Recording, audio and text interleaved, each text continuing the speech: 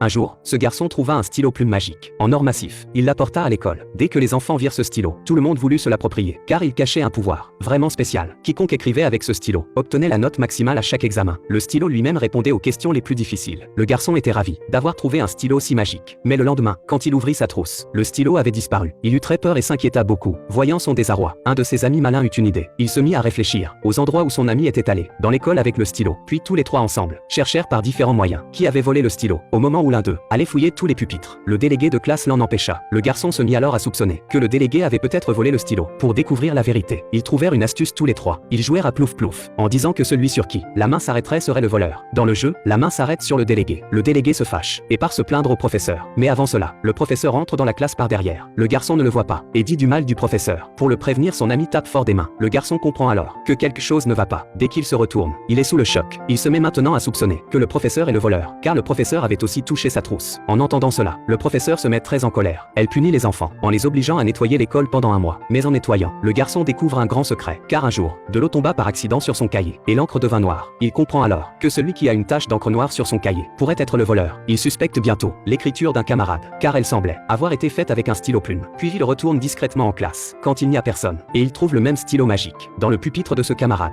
Au même moment, le professeur et ses amis entrent dans la classe. En les voyant, il a l'impression que son ami était peut-être le voleur, qui faisait semblant d'être innocent depuis si longtemps. Sans l'écouter, tout le monde se met à le juger. Mais alors le vrai voleur se dénonce. Le même garçon dans le pupitre duquel le stylo fut trouvé. Il avoue qu'il avait pris le stylo discrètement. Puis il s'excuse devant tout le monde, auprès de ses amis, et aussi auprès du professeur.